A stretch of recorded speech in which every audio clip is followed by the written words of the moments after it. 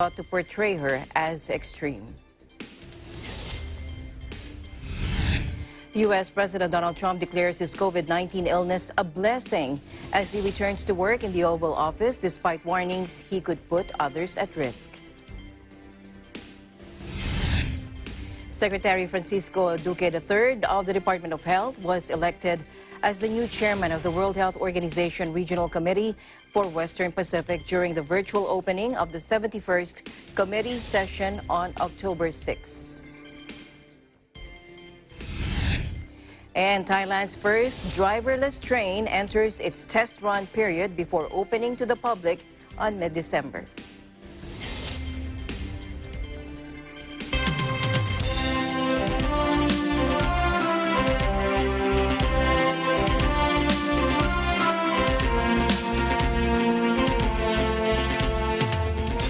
First, the U.S. Democratic Vice Presidential hopeful Kamala Harris called President Trump's COVID-19 response a historic failure that disqualified him from a second term in a pointed but mostly civil debate with Mike Pence, who sought to portray her as extreme.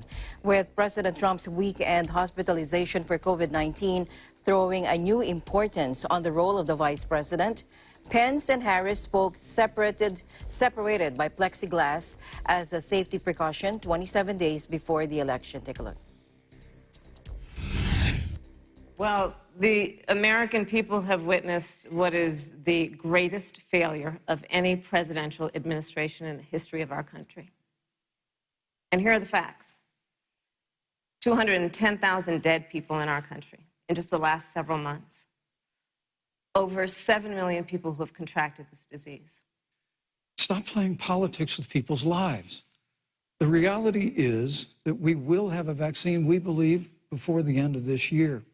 And it will have the capacity to save countless American lives. And your continuous undermining of confidence in a vaccine is just, it's just unacceptable.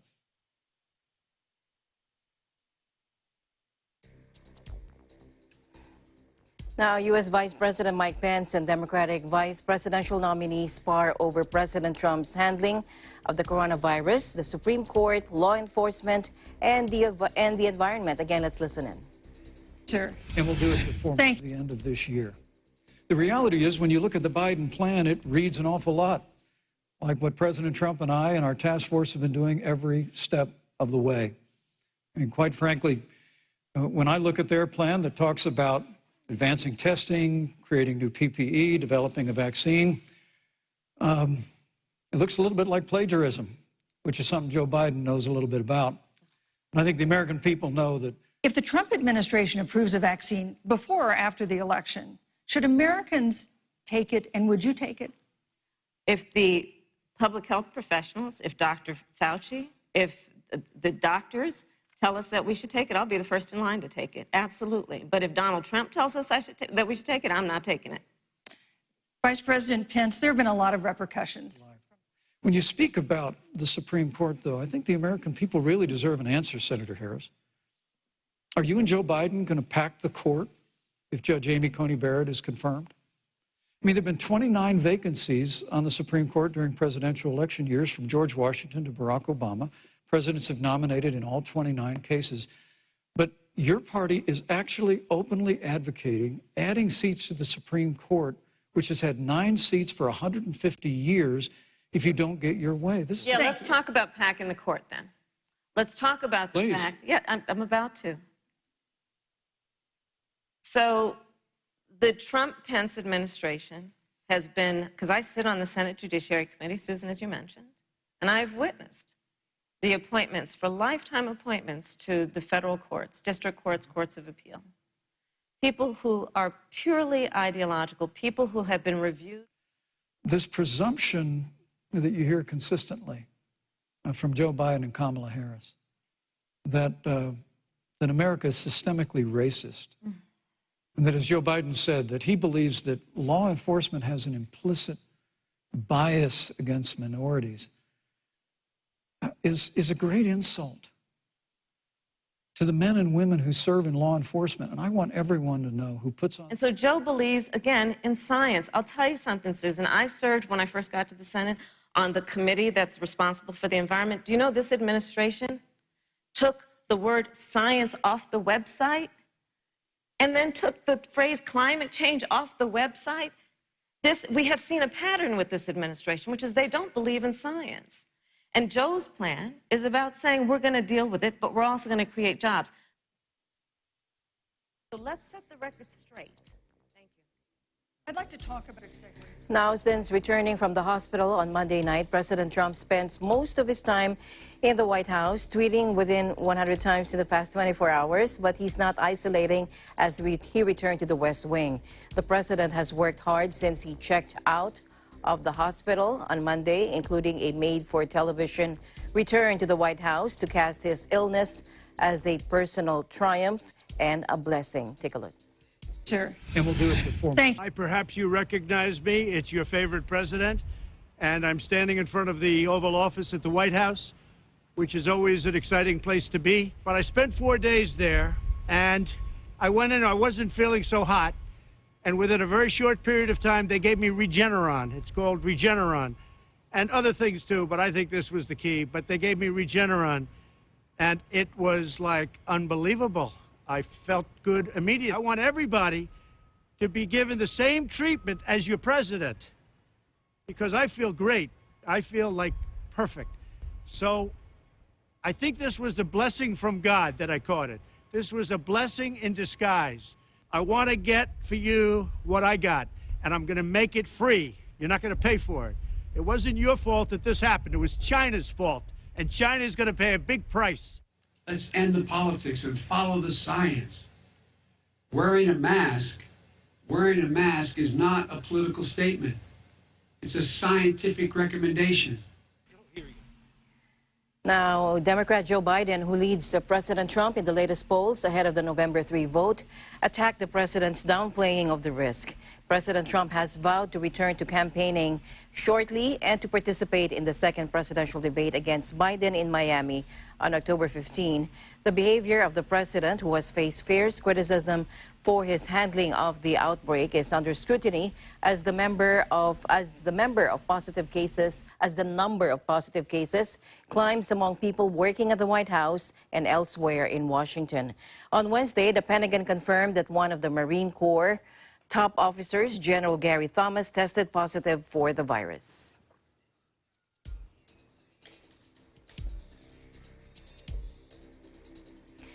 Healthcare officers are visiting households in the Philippines to ensure that children receive vaccines for polio after the disease reemerged in the Southeast Asian nation last year, nearly 2 decades after its last cases. Take a look.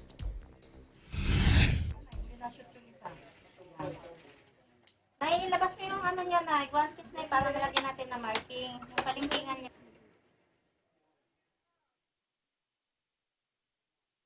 Ay, very good. Ganun na rin, ganun.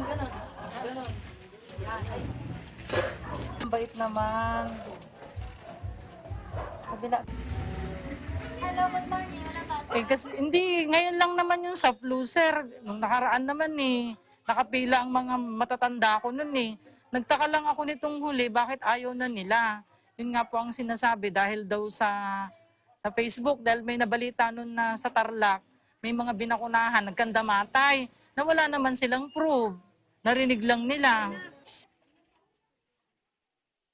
Ang bilis kasi ng pagbaliktad, you know that, because of this fake news. Because there is fear na involved doon.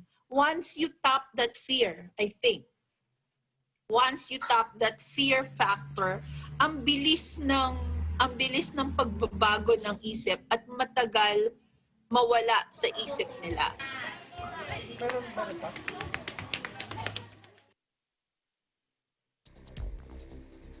Meanwhile, Secretary Francisco Duque III of the Department of Health was elected as the new chairman of the World Health Organization Regional Committee for Western Pacific during the virtual opening of the 71st committee session last October 6. Now, the committee, representing 37 member states, meets annually to formulate policies, provide oversight for regional programs, report on the progress of their projects, and consider, revise, and endorse new initiatives, resolutions, and decisions adopted during the session that will guide the work of the regional and country offices for 2021. The agenda this year includes COVID-19 vaccine, preventable diseases and immunization, aging and health, safe and affordable surgical interventions, and the program budget for 2022 and 2023. In his remarks to the regional committee, WHO Director for the Western Pacific, Dr. Takeshi Kasai, congratulated the newly elected chair, Honorable Secretary Francisco Duque.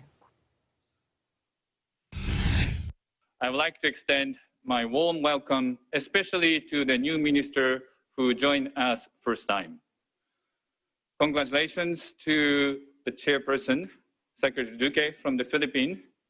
Secretary, really thank you very much for taking up this important role in these difficult times. We all know that you have so many other demands on your time. So again, really thank you very much. RD Kasai, the circumstances in which we meet this year are very different from last year when we came together to endorse the For the Future vision. Thank you for all your work to continue driving forward implementation of that vision in the time of COVID-19 as we work together to adjust to a new normal and create indeed a new future.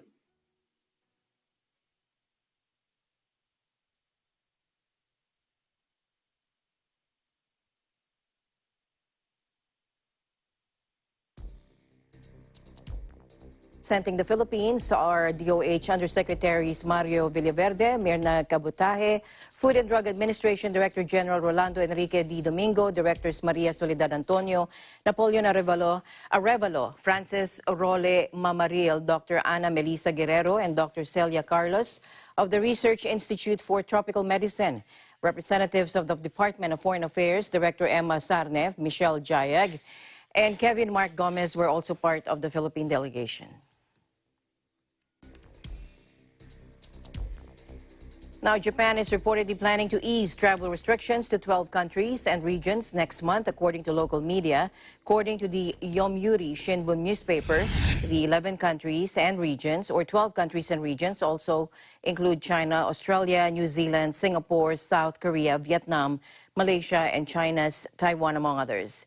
The newspaper said the Japanese government said it will urge travelers to not make unnecessary trips and to refrain from visits that are not urgent.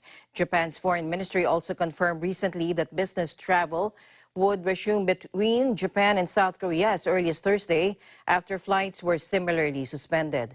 Under the agreement between Tokyo and Seoul, both countries on the resumption on bilateral travel agreed that travelers on short-term business trips will not be required to self-isolate if they test negative for COVID-19 and submit travel itineraries to the appropriate authorities. Now, Brazil surpassed 5 million coronavirus infections on Wednesday and is approaching 150,000 deaths from the disease. Amid optimism, the virus is slowing in the hard-hit South American country. Take a look. The Health Ministry reported 31,553 new infections in the previous 24 hours, registering a total of 5,694 cases overall, behind the U.S. and India. Home to 212 million people, Brazil also counted 734 new deaths Wednesday, meaning the virus has claimed 148,228 lives since the country recorded its first death in March. Brazil has the world's second highest death toll from the disease after the U.S. Dr. Anthony Fauci, the director of the U.S. National Institute of Allergy and Infectious Diseases, participated in an online interview hosted by Hawaii's Lieutenant Governor Josh Green. And they discussed a wide range of topics from reopening the economy to addressing challenges that are unique to the Aloha State. Mio Asenas from our Hawaii Bureau has more. Earlier today, Dr. Anthony Fauci repeated some updated guidance on just how deadly the coronavirus can still be, even when the necessary precautions are already being taken. When you say aerosol, that means that these respiratory particles they don't immediately go to the ground. They have the capability of floating around anywhere from many seconds to minutes, or maybe even longer, which means that being just 6 feet away isn't necessarily the total protection. You've got to wear a mask, number one, and you've got to remember that if you're indoors, it is much more difficult to escape infection when there's aerosol spread because it continues to recirculate. If I'm in this room and there's no really good circulation in and out, you can have that droplet that go around for several minutes. So just being 6 feet apart is not going to help you. And there's been demonstrations of people in restaurants who are sitting way distance from somebody on the other end of the restaurant. One person is infected, and then you wind up, this person who never came near that person winds up getting infected, which tells you, underscores the two things that I've been telling you. One, wear a mask. Number two, outdoors always better than indoors. And if you're going to be indoors, keep the windows open. Dr. Fauci also shared some troubling statistics on those that may be infected with COVID-19, but are not experiencing symptoms. It is estimated that between 40 and 45% of the people who are infected do not have symptoms. That is a substantial proportion, particularly when you do the modeling. You can estimate that, again, a substantial proportion of the infections that occur are from an asymptomatic infected person to an uninfected person. So if that large a percentage is asymptomatic, you have a big problem in identifying when you have community spread about who is spreading the infection around. The 79-year-old Brooklyn native even acknowledged Hawaii's challenges in enforcing safety measures, especially social distancing and going on quarantine if infected. I could almost feel how frustrating that must be, because you're not going to change the way people have lived for forever, a traditional way that families and communities live. So the best thing that you can do is to try and prevent the community spread to get high enough that would make those, multi-generational 20+ members in a single household, you don't want to just throw them out of the house. I mean, they've got to live the way they're going to live. So you really want to try as best you can to keep the infection away. It's almost like protecting the vulnerable. And I would imagine that there would be a substantial proportion of the people in that multi-generational home that are in the elderly class and are having underlying comorbidities. I mean, it almost has to be by statistics alone, because you're going to have grandma and grandpa and maybe even great-grandma and great-grandpa in that home. The two doctors also talked about Hawaii's plans to allow pre-travel testing, as well as balancing priorities in enforcing safety precautions while also reopening the economy.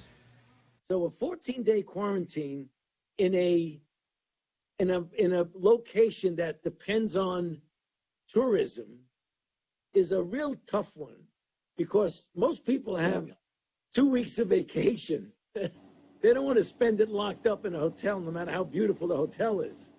So what I would do is I would do something, but it doesn't necessarily mean 14 days. In other words, I can understand the anxiety of people on the island saying, if you just do a test 72 hours earlier, and that's all you do, that's not going to be enough. I mean, you're just anxious. But again, you don't want to go and quarantine everybody. That would hurt the tourism business. But you mentioned 2 or 3 things that are worthwhile. You can either get the really cheap, rapid, not that sensitive test and test everybody that comes through quickly, bango, and not like a really expensive, total amplification PCR. You're not going to get everybody, but statistically, you're going to dramatically diminish the likelihood that an infected person enters. Or you can do what you suggest, surveillance. Don't test everybody, but pick out representative ones to see what's coming into the country, and special attention to people that might have been at greater risk, like college students coming back from hot areas. Finally, Dr. Fauci shared the latest in the government's efforts in developing a vaccine against the virus.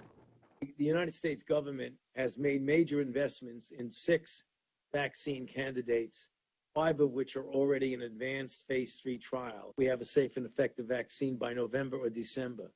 The reality is, no matter what you do, there are going to be infected people who slip through the cracks. It's inevitable. It's going to happen. The critical issue is that since you have such a low level of infection right now, that you should be able to handle that and prevent that from blipping up. I mean, you've got to be able to prevent that from happening. Reporting from Honolulu, Hawaii, I'm Mio Sanas for Eagle News. We live in interesting times. Thank you, Mio. Germany is experiencing a worrying jump in coronavirus cases, according to Health Minister Jens Spahn on Thursday, as the number of new daily infections soared past 4,000 for the first time since early April. Lothar Weiler, the head of Germany's Robert Koch Institute for Disease Control, warned the country could see an uncontrollable spread of the virus. Take a look. Aber die aktuelle Situation beunruhigt mich sehr. Wir wissen nicht, wie sich die Lage in Deutschland in den nächsten Wochen entwickeln wird.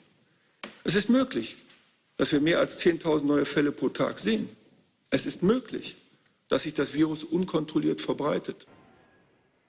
He reminded Germans to stick to the well-known rules of mask wearing, hand washing, and social distancing. But he also urged them to add the coronavirus app and the regular airing of rooms into their daily routines.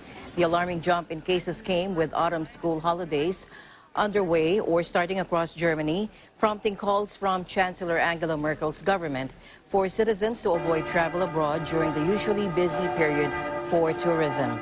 Germany's 16 states were also tightening rules for domestic travel, with many agreeing a ban on overnight stays in hotels or holiday apartments for visitors from so-called risk zones within the country.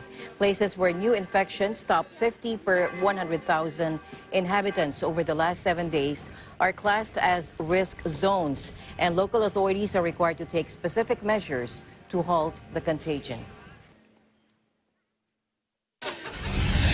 In Belgium, Brussels' crowded bars and cafes were shut for a month, a return to the stricter protocols imposed at the height of the epidemic in March and April. Restaurants serving meals at table will remain open, but bars and drinking alcohol in public places will be banned until November 8, according to the regional government. This is the second time Brussels has imposed such a measure since the coronavirus outbreak, after a previous lockdown helped bring down cases. The Brussels capital region is the seat of the Belgian government, of both NATO and the European Union. In the past week, Belgium as a whole has recorded an average of 2,500 new coronavirus infections per day, up by 57% over the previous 7 days. And in France, officials were to apply tighter restrictions in several major cities 2 days after a maximum alert protocol went into force in Paris. The number of daily coronavirus infections came in at 18,746, according to health authorities, a record since widespread testing began. The rate of positive test results rose to 9.1% from around 4.5% a month ago. On Thursday, the ARS, Regional Health Authority for the Paris region, told hospitals to put themselves on emergency footing, mobilizing extra doctors and postponing some surgical operations as coronavirus cases climb.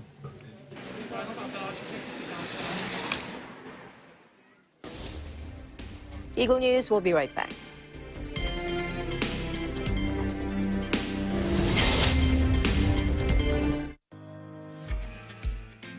To date, SMC infrastructure remains at the forefront of Boracay Airport's modernization.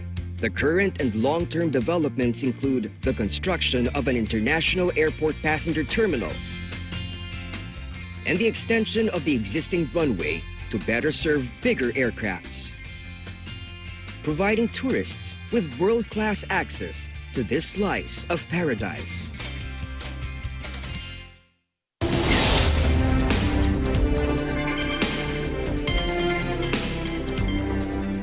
Welcome back to other news now. El Shafi El Sheikh and Alexander Koti, two members of an Islamic State cell dubbed the Beatles, accused of killing several Western hostages, will face justice in an American court of law, according to the FBI. Let's listen in. Indictment of Alexander Koti and Al Shafi Al Sheikh. Koti and Al Sheikh were members of the notoriously brutal ISIS hostage-taking cell that became known as the Beatles, a name their captives gave to them because of their British accents. The defendants are charged with terrorism offenses related to hostage-taking and killing of 4 Americans, as well as citizens of Great Britain and Japan. And today we're demonstrating that resolve by bringing to our shores 2 men who left Britain to become ISIS terrorists. Now they're going to face justice in an American court of law for crimes against American citizens. The families of those victims have suffered the painful loss of their loved ones at the hands of brutal killers. And while their pain may never fully subside, today, with the announcement of this indictment, we're beginning to bring them the justice they deserve. El Shafi El Sheikh and Alexander Koti are accused of involvement in the murders of American journalist James Foley and Stephen Sotloff, and aid workers Peter Kassig and Kyla Mueller. They're also believed to be responsible for the murders of 2 Britons, Alan Henning and David Haynes. They were stripped of their UK citizenship and have been in the custody of U.S. forces in Iraq. According to the indictment, Koti and El Sheikh were involved in abducting American, European, and Japanese hostages in Syria from 2012 to 2015, along with 2 other British members of the Beatles. Alleged ringleader Mohammed Mwazi, known as Jihadi John, was killed in a U.S. airstrike in Syria in November of 2015, while the 4th Beatle, Ain Davis, is imprisoned in Turkey after being convicted on terrorism charges. According to the U.S. authorities, the London-born Koti and the Sudanese-born El Sheikh traveled to Syria from Britain in 2012 after being radicalized in Britain. Koti and El Sheikh supervised detention facilities for hostages and allegedly coordinated ransom negotiations conducted by email, according to the U.S. authorities. The planned appearance in a federal court in Virginia of the 2 members of the Islamic State who are accused of involvement in the murder of U.S. reporter James Foley and other American hostages is a first step toward accountability, according to James Foley's mother, Diane Foley. Take a look. I'm really just hugely grateful and praying that justice will be served for them as well as for our son and the other victim. And I think they need an opportunity to come to terms with what they've done to so many innocents. So I never wanted the death penalty. And I'm hugely grateful that our government realized that the waiving of the death penalty was necessary so that the UK could collaborate with us. These young men did not mastermind this plan. You know, they were part of it, definitely willingly participated, it appears. So as I said before, I hope they can implicate others who may be still hiding out in other parts of Europe or in some of the refugee camps. So I do feel this is a first step, but only a first step, but nevertheless an important step to show the world that we must hold these guys accountable for there to be any possibility of stopping the terror that they've inflicted on so many people. Necessary. And I'm praying for the strength to see it through, and I pray that there'll be more justice served in the future. There's a lot of victims.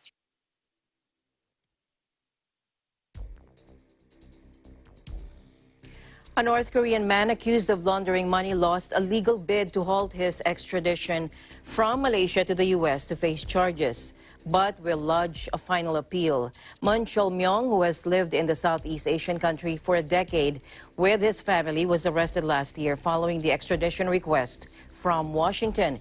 He denies FBI claims that he led a criminal group that violated sanctions by supplying prohibited items to North Korea and then laundered funds through front companies, according to his lawyers. Take a look. Good morning. I should say that the judge has made a ruling, and we have to accept the ruling. And however, we have instruction to appeal this case to the federal court. And we still believe that the offense alleged was more of a political offense. The court actually made a ruling on two main grounds. One was that it was a finding on the judge that there was dual criminality and that the offense was not of political character. He will remain in the prison, so pending the appeal to the federal court. Now, Mr. Mun, in his 50s, was not in court for the ruling, but his wife and North Korean officials were present. He's accused of 4 charges of money laundering and 2 of conspiracy to launder money, and the allegations relate mainly to his work in neighboring Singapore, according to his lawyers. It's not clear what he is accused of supplying, but there have been cases of businesses in the city-state sending luxury items, such as liquor and watches, to the north. And the export to North Korea of some luxury goods has been banned as part of sweeping sanctions imposed on Pyongyang by the United Nations and countries including the U.S. over its weapons programs. 8 months into a strict coronavirus-triggered border shutdown, nuclear-armed North Korea is widely expected to stage an attention-grabbing display of its latest and most advanced weaponry at a mass military parade in Pyongyang on Saturday. The cavalcade will mark the 75th anniversary of the ruling Workers' Party, and satellite imagery on the respected 38 North website suggests it could be huge. Thousands of goose-stepping soldiers will march through the Kim Il-sung Square, named for North Korea's founder, under the gaze of his grandson Kim Jong-un, the 3rd member of the family to rule the country. Now, earlier, a roaring tiger, a Tyrannosaurus Rex, and even recent flooding are among the images beamed at a light show in Pyongyang to mark the 75th founding anniversary of the ruling Workers' Party of Korea. Take a look.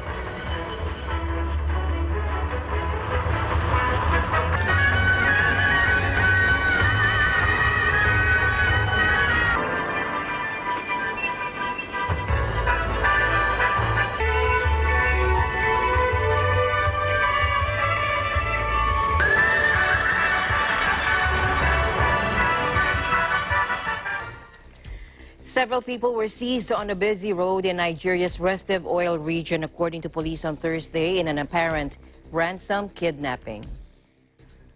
The incident happened on Wednesday evening at Ughelli, near the southern oil city of Wari in the Delta State. Several persons were kidnapped, but we don't know the exact number for now, according to state police spokesman Onome Onowakopeyaya. He said the kidnappers had made contact with a relative of one of the victims. Another police officer said 5 vehicles had been attacked and their occupants taken into the bush. One of them, a male who escaped from the kidnappers earlier Thursday, told police 12 had been abducted. Kidnapping for ransom targeting foreigners, oil workers, prominent Nigerians, and their relations, as well as travelers, is common in Nigeria, especially in the oil region. The victims are usually released unhurt after ransom payment, but police rarely confirm such deals. Demonstrations are held across Indonesia against the controversial new law on labor turned violent as protesters clashed with police. Now, critics fear the new law will favor investors at the expense of labor rights and the environment. Take a look.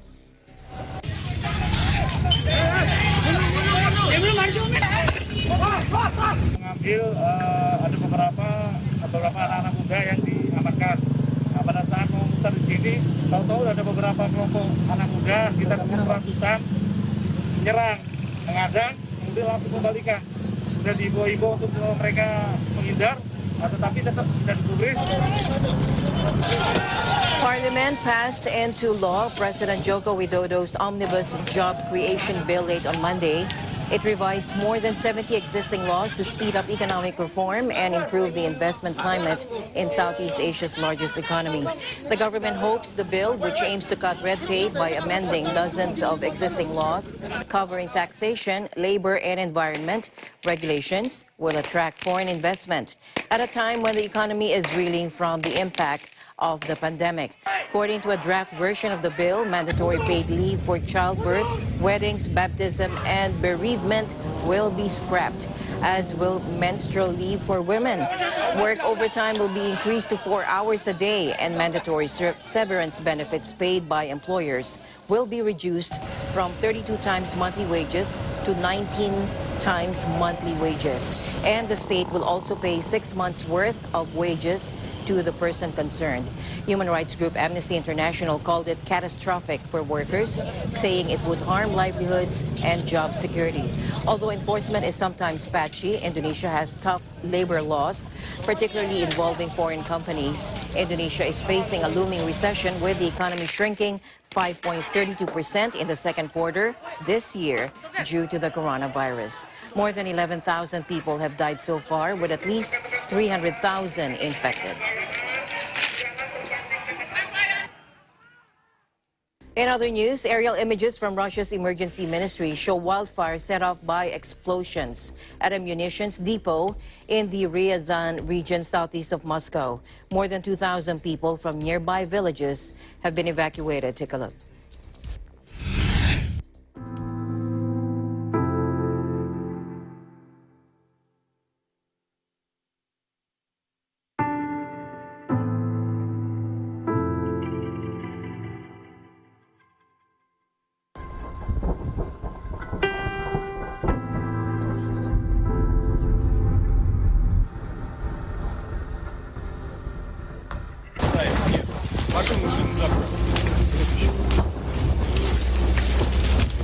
А где буду говорить? Вот.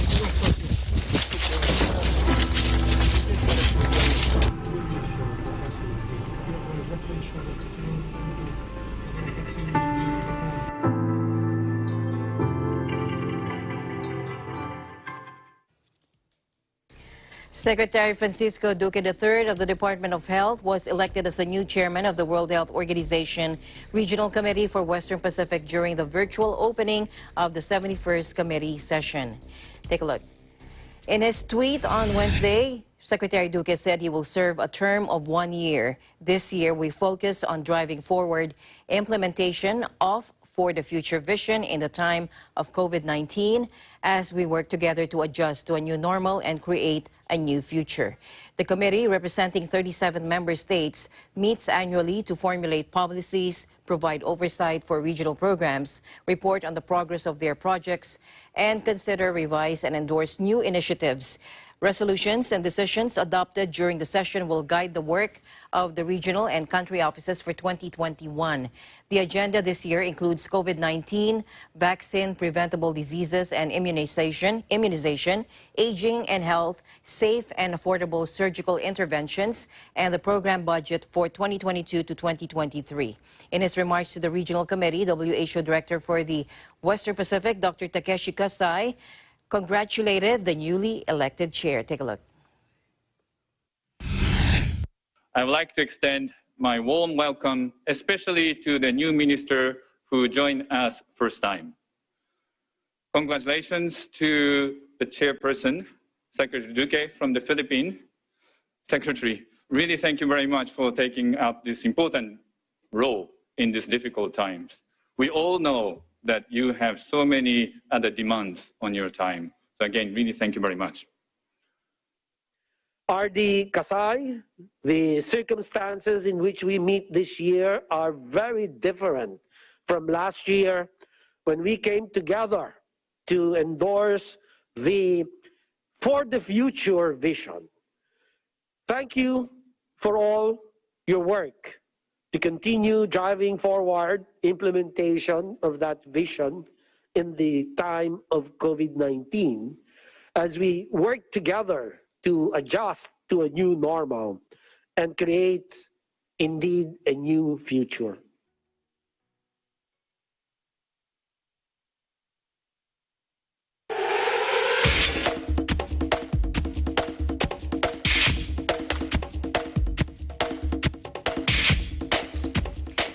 World Athletics President Sebastian Coe says competitors should be able to take the knee on the podium at the postponed Tokyo Olympics following an outcry over moves to ban protests. Take a look. No, I've been very clear that if an athlete wishes to take the knee on a podium, then I'm supportive of that. The athletes are a part of the world. They want to reflect the world they live in, and that is, for me, that is perfectly acceptable, as long as it is done with respect. Mr. Coe, who was inspecting the National Stadium where Olympic track and field will be contested next year, said any protest must be carried out with respect for other competitors. A ban on demonstrations at the Olympics issued in January has come under extra scrutiny since the Black Lives Matter movement flooded sports following George Floyd's death in U.S. police custody in May. The International Olympic Committee issued updated guidelines on athlete activism in January, outlawing any kind of demonstration on the medal podium or field of play. But it has hinted it may be willing to soften its stance and is backing discussions led by the Olympic Athletes Commission to consider ways of allowing dignified support for anti-racism initiatives. And the cost of the coronavirus postponed Tokyo Olympics will be slashed by $280 million, according to organizers, touting a scaled-back games with cuts to everything from staffing to pyrotechnics. But the final price of the event, officially budgeted before the pandemic at 1.3 trillion yen or $12 billion remains unclear because additional expenses caused by the postponement have not yet been made public. Take a look. There are savings of about $280 million will be achieved from the operational budget there by applying 50-plus measures which had been agreed between the organizing committee and the IOC Coordination Commission in the last meeting. We are working currently on the basis that, of course, there will also be international spectators. Again, what we do not know is whether we can fill the stadia to full capacity or whether there other measures would have to be applied. So see that the work on the COVID countermeasures is making good progress, and that there more and more measures are added, including the availability, then the potential availability of vaccines and rapid testing, where we are very confident that they will be.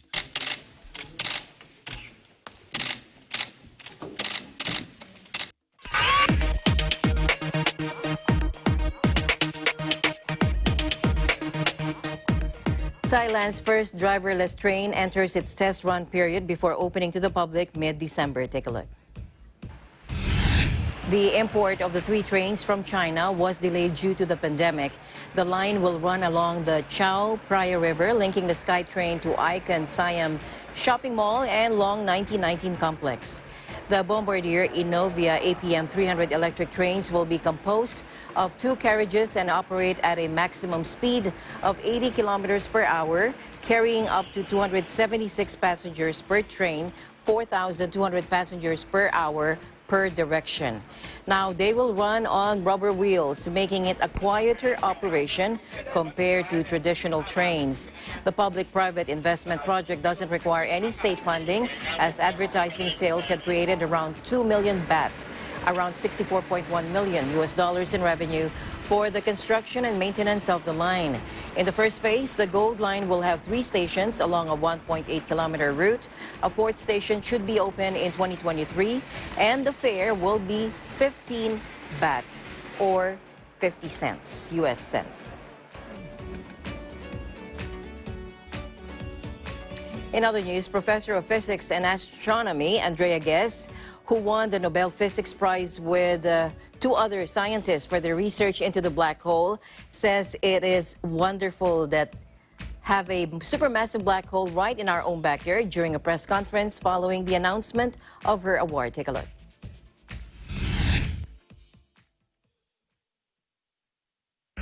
Black holes have been lurking in galaxies for billions of years. The most powerful known forces in the universe, their gravitational field is so strong that nothing, not even light, can escape from them. They're actually packed full.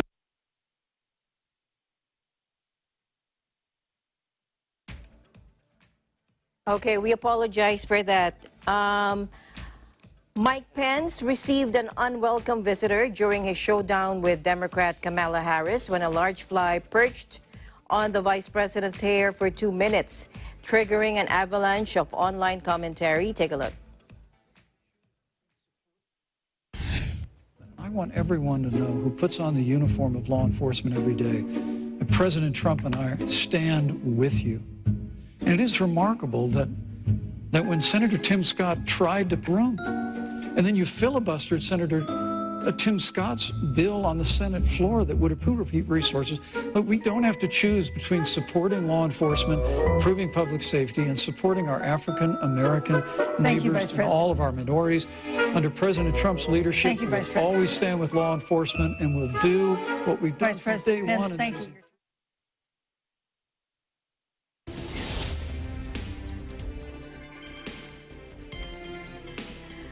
All right, before we close, we leave you with a word of hope. At the end of the day, there remains so much more to be grateful for. See you again tomorrow evening. Good night. I'm Alma Angeles. We live in interesting times.